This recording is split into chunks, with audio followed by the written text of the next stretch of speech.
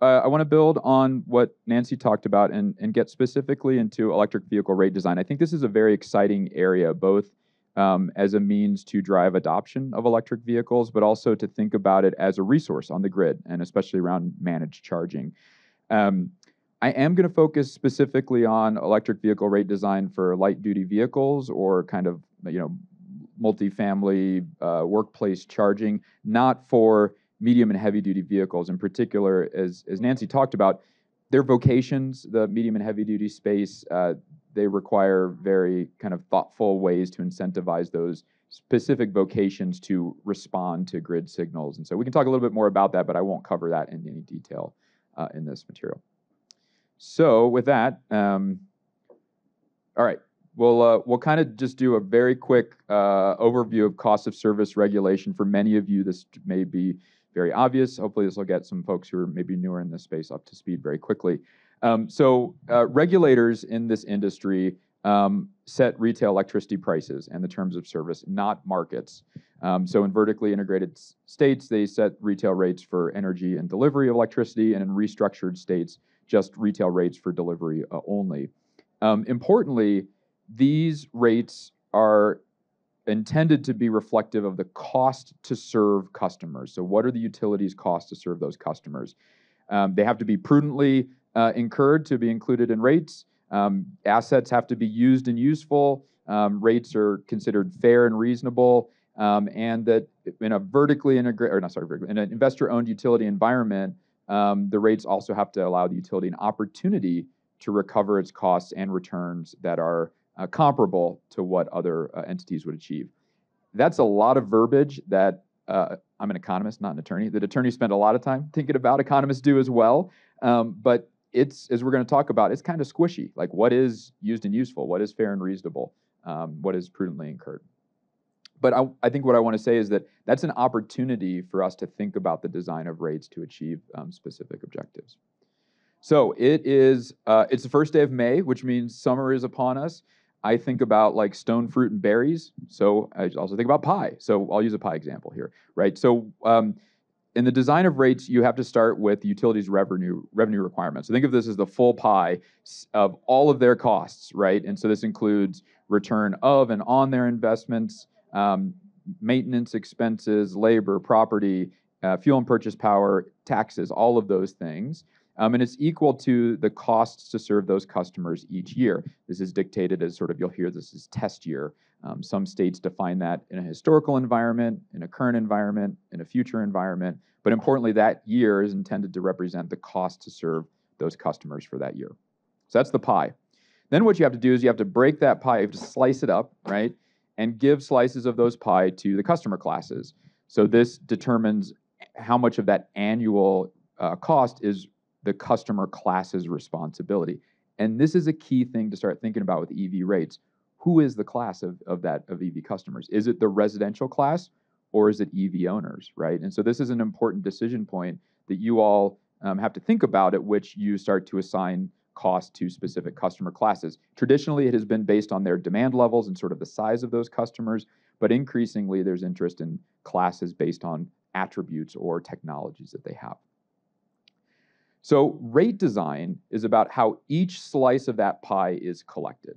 So each customer class has a responsibility, and revenue has to be collected from those classes based on that responsibility. Ideally, when you collect all that revenue from all those slices of pie and you put them all back together, you get the same size pie as you started with. So the entire slice of pie is collected from customers annually, no more, no less. So that's kind of the science behind it, but there's art as well. So rate design itself adheres to a number of principles. A lot of people refer to the Bond-Bright principles. This is sort of like, I guess, the Bible for really geeky folks in this industry, myself included. I saw recently you can get like a first edition. They don't publish this anymore. Get a first edition of this on Amazon for like $250 if you really want like the hardcover version. It's also available online in the open source domain. Anyways, so but within this book and just broadly speaking in practice, there's a number of principles that are laid out for rate design, objectives, right? customer understanding, ease of implementation, collecting those utilities costs, fairly apportioning or allocating these costs to customers, avoiding undue discrimination. If you think about these, some of these objectives and principles kind of have tension to them, right? What's easy to implement may not collect the utilities cost of service in a true cost causation way, right? I mean, you saw from my example, I'm struggling to grasp just like my heat pump consumption relative to time of use rates. Like there's an ease of understanding issue versus what's the economically efficient way to design rates. And so it's about balancing these principles. That's another key thing to think about. Balancing these principles, it's more art than science. So when we talk about electric vehicle charging, these are the types of state objectives that may serve as that basis for rate design. And as an action step from what I'm presenting, I would suggest starting with these. Start by asking, what are your objectives for EVs? So some EV rate design objectives may just simply be to drive adoption of electric vehicles.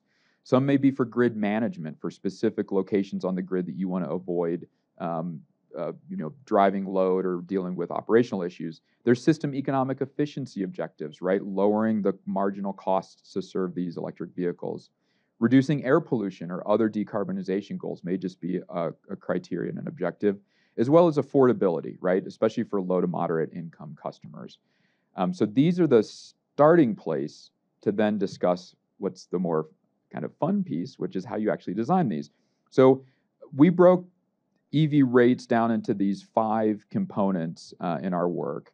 And I'm going to talk through each one of these components in more detail, but I think this kind of helps explain and show you the design choices that you actually have with electric vehicle rates. So metering configurations, temporal and locational differentiation, demand charges, and then charging control. So let's start with metering configuration. So there's kind of 3 predominant ways in which you can design rates and meter the electric vehicle charging consumption. So the easiest way to do it, most straightforward, is to measure that customer's EV charging load with the rest of their home consumption.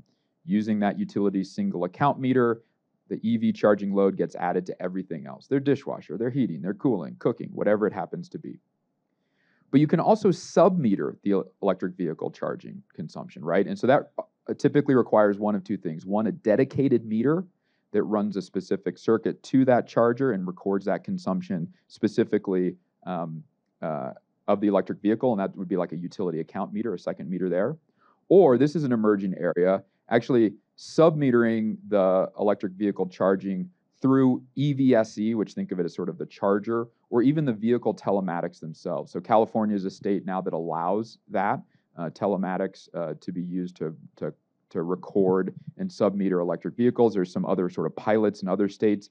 This is one of those issues, regulatory insider baseball, where you have to have revenue grade definition. So if you use EVSE or vehicle telematics, they have to be deemed revenue grade, and that tends to be the barrier to this. Often like the agriculture agency or some other non-utility regulatory agency deems that revenue grade capability. So anyways, that's the issue you have to get past. But California has worked through this, and some other states are as well. So why is this important? Well, there's lots of ways to design rates, but one is really critical. Are you going to sub-meter or not sub-meter this electric vehicle consumption? So one example on a whole home rate. So Georgia Power has had a time of use EV rate offering for many, many years. And talking with Jamie yesterday, it's sort of moderately popular. A lot of kind of couple thousand customers sign up for it. But the point is the rate applies to all home consumption. So it's EV charging plus everything else. Benefits are it doesn't require a separate additional meter, doesn't require any additional like customer side cost to run dedicated circuits, or necessarily changes to utility billing systems.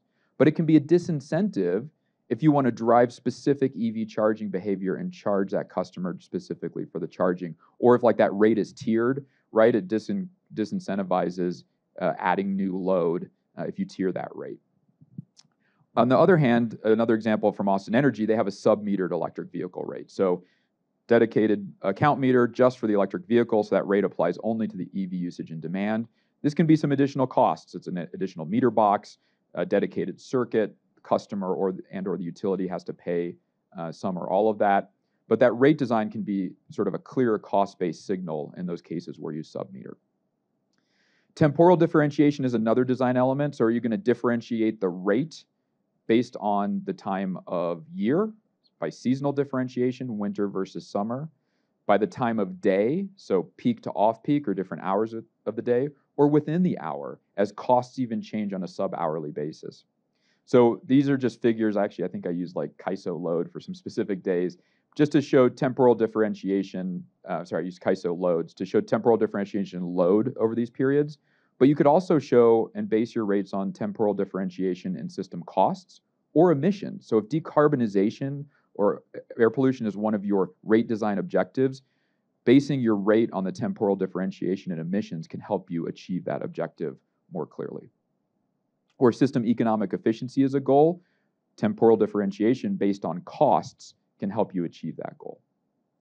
There's also differentiation on a location base. So costs at the bulk power system are different than costs on the distribution system and are different than site-specific costs, right? And what are the costs that you care about with the impacts of electric vehicle charging? So you're trying to mitigate costs at individual customer homes, at the distribution system, the bulk power system. And that is a key kind of design criteria for rates. So I'll put it all together here in this example. So this is a rate from San Diego Gas and Electric in San Diego, California. They actually combine both a locational and a temporal differentiation in this rate. This is a rate, schedule VGI. This is for like workplace and multifamily charging. So they have on the left, I've shown a poll from their tariff sheet that has temporal differentiation in system cost. So this is a commodity rate that's based on KISO day-ahead hourly prices. KISO is the wholesale market in California. It's updated daily. You don't know until the day before, but it's sending a clear hourly differentiation in system costs to drive economic efficiency, to charge customers for their EV charging at specific hours of the day aligned with wholesale costs. On the right, they also have a location-based component. So this is a distribution adder in which if you charge during the top 200 hours of the circuit that feeds that charging station, you are subject to this day-ahead CPP hourly adder. It's quite a lot. It's almost $1 a kilowatt hour. So there's a huge incentive to avoid charging on these 200 hours for that circuit.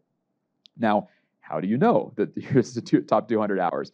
So SDG&E created a map for customers. So you can see at all of these charging stations what the price is and whether it's during one of these top hours. But this sends a price signal to customers to avoid these top 200 hours when that particular circuit is peaking, and that can achieve grid management and system economic efficiency benefits. Demand charges. Boy, we could spend a lot of time talking about this because demand charges can be a large disincentive to especially high-powered and fast electric vehicle charging. It's a very power-driven event. It's a lot of power over a short period of time. Industry has used demand charges in rates, especially for large customers, for a long time. We have a lot of experience. A lot of different flavors. What is that period of max demand that you're recording over? Are there ratchets or seasonal components to it? Is it coincident with the system peak or non-coincident? Is it coincident with your class or not coincident? A lot of choices there. I think the best example, though, is to talk about the ways in which utilities are finding alternatives to traditional demand charges to avoid being a disincentive to getting high-powered fast charging. So one kind of common, or at least emerging solution is to use these load factor-based demand charges. So one of the complaints or concerns among especially sort of depot charging or workplace, multifamily, fast charging is that they're being charged a demand charge as though they're driving the peak. But they say, but I don't have a bunch of vehicles plugged in right now. I just built this charging station. Why are you charging me as though I'm the one driving the peak? Fair enough. So what they've designed are these rates that sort of ratchet up that demand charge as the utilization of those charging stations increase. So think about it as they fill their station with demand, the charge sort of goes up commensurate with that. And it's over time or based on these kind of load factor thresholds. So I have an example on the left from Pacific Power, and then in Oregon, and then on the right, National Grid. So the last design element is charging controls. This is a key thing for managed charging. Do you actually want to charge, or do you want to manage the charging of the vehicle itself? This can be done through one-way communication to the vehicle, two-way communication back and forth from the vehicle back to the utility. And that control can happen either kind of on the utility side via the traditional account meter or the EVSE, or just think of it as sort of the charger, or customer control via that charger or even the vehicle itself. So a lot of electric vehicles give you an app in which you can schedule charging. So you have a lot of control as a customer. And you can build that into rate design as a sort of managed charging solution, very low cost. But the extent to which there is control and whether the utility controls that charging or not dictates the rates themselves. So this is an example from Green Mountain Power. This is an investor-owned utility in Vermont. They offer two flavors of EV rates for customers. So one is on the left. It's called their off-peak vehicle electric service, and this allows utility charging. So there's a period of time in which the utility can disable that charger, occurring on average of 5 to 10 times per month for an average of 2 to 6 hours at a time. Now, if you decide that you want to charge when the utility otherwise doesn't want you to charge, you pay that opt-out like 80 cent a kilowatt hour rate. But for your charging in all other hours of the year, you pay that off-peak about 16 cent a kilowatt hour charge. On the right, they have this time of use, just straight time of use EV rate, and there is no direct utility control of the charging there. It's a very standard peak to off-peak rate with clearly defined peak hours, weekdays for 8 hours a day all year long. Customers can choose between this. I looked at some like a evaluation report from through 2023 for these programs. The opt-out rate was less than 0.25% of customers. So customers didn't seem to mind too much. The utility was controlling and interrupting their charging. But this on an order of sort of like 2/3 to 1/3, this tends to be the more popular option, just the straight time of use. So maybe some of those customers prefer simplicity, but customers that are willing to give up some control will sign up for that other rate. So giving customers choices and thinking about the implications for rates is important.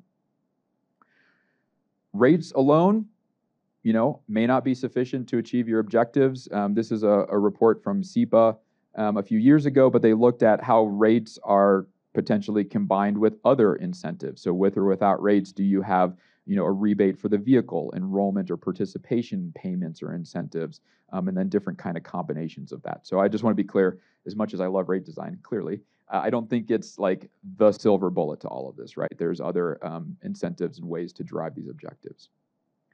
So we did a survey of what were currently available EV rate offerings for a period of time. We did sort of rates that were offered all the way through kind of early 2023. And this is what we found. And it just kind of gives you a sense of like what is a typical industry experience. Where are we at now? And you can draw your own conclusions about what the rate design objectives that sit behind this. But typically in the residential and in the commercial space, sub-metered EV rates tended to be the most offered one, using sort of time of use energy charges. And commercial customers were typically offered some alternative to their demand charge, whether that was a holiday in which they don't have to pay the demand charge for a certain number of years, or it was one of those load factor-based rates. Basically, very simple EV sub-metered rate designs, right? Again, may mean that most regulators and utilities are more focused on EV adoption objectives rather than like really nuanced system economic efficiency or grid management objectives. As these rates evolve over time, we'll see. So the last bit of this I wanted to get into is, do customers actually respond to these rates? Great question, right? And I will say just generally, and I would encourage you all, ask your utilities to do evaluation reports. It is like there are not a lot of evaluation reports of customer response to these EV rates, just relative to the number of EV rate offerings that are out there. So I'd really encourage that. You can glean a lot of information. And so I'm going to show you what we've pulled from a little under about 11 evaluation reports that we looked at over a specific period of time, and what the types of things you can learn. Now, these are just for these evaluation reports. This is not gospel about EV rates and customer response, but it gives you a sense of like the types of things that you can explore. First of all, you can see a lot of the rates were kind of bundled around kind of 2 to less than 2 peak to off-peak ratio price, but some went well above that, all the way close to 8 to 1 peak to off-peak ratio. So first thing that came out of these evaluation reports is that you can really design rates that, in a way that's effective for managing EV charging behavior. On the left is a report of a program in Detroit Edison, and you really saw that customers delayed their charging during the coincident peak period on the system, that gray shaded area. And there was a noticeable spike in the evening, first at 7 p.m. and then 11 p.m. And maybe customers had programmed in their phone, maybe before they went to bed, they plugged their car in, I don't know, but they were responding and avoiding that coincident peak. Similarly, this is an Austin Energy program, and you can see that between weekdays and weekends, charging behavior was very consistent and avoided their peak period. After the peak, there was a significant spike in charging behavior, which means that they were avoiding that system peak demand. This one makes the economists so happy. Higher price ratios encourage greater response, right? So this was a really neat study. Unfortunately, it was done in 2014, so I would love to see someone do something similar. So for San Diego Gas and Electric, they evaluated a few different flavors of peak to off-peak ratio EV rates. So one was 6 to 1, 4 to 1, and a little bit under 2 to 1. And what they found was that 6 to 1 peak to off-peak ratio, thankfully, again, for the economists, it drove more response, right? Customers shifted more load and responded at a higher amount to that rate relative to the other ones. But on the whole, customers still responded to these EV rate designs. In that same study, they found that the higher the price ratio, those customers on that 6 to 1, the quicker and the sooner customers learn to shift charging to the off-peak period. So they change their behavior in a sort of faster way compared to the other price ratios. But generally speaking, again, over time, all of the customers, regardless of their price ratio in this study, did change their behavior. So it does show you the value of these studies over time, because you can glean, how customers are responding over a long period of time. This was 30 months for this study. Whoop. Okay. Last thing from that same study, I thought this was really interesting. Again, one study, take it for what it is. But again, a nice kind of element you can glean from some of these things. So they looked at customers that had solar PV versus those that didn't, and what was the response to it. They found that customers who owned a PV system in this study were significantly less responsive to prices than their non-PV counterparts. Well, why is that? Well, maybe the customers felt like selling PV back to the grid at the time. These customers had like the first iteration of NEM in California, which was full retail rate. It was maybe more valuable to do that than to charge their vehicles with it. Or maybe PV owners have certain characteristics that, they are less price sensitive than customers who don't own PV. But an interesting kind of piece there. So, in kind of wrapping this all together, I think, especially for state regulators, because they play a key role in the approval and the design of retail electricity prices, really thinking about price-based demand response in planning is really critical, starting with these objectives, and from there designing either pilots or full-scale deployments, collecting data, evaluating these, getting the utilities to report back the evaluations, and then having an iterative process. Think about what was found in that evaluation, and then continuing to design rates in response to that. State energy offices and consumer advocates also play a critical role here, whether it's just participating in these proceedings and asking questions, reviewing the evaluations, being part of that, or just expanding analysis beyond your average residential customer to think about your average EV customer, and maybe more than just your average EV customer, that full distribution. Think back to that heat pump bill impacts analysis I showed you. That was 10,000 customers, a really wide distribution. What does the average customer mean relative to those extremes is important to take into account. And then just questions. The most important one, what are your EV rate design objectives? What do you want to accomplish with your EV rate design? And that will dictate your design choices. Maybe you want multiple EV offerings? Are those necessary? What's the value of managed EV charging? The appropriateness of costs being paid by customers versus utilities? What role should that utility play in managing the charging? Should they have full control or not? And then again, evaluations. How are customers responding to and satisfied with these rate offerings? So I look forward to the questions and discussions. Thanks.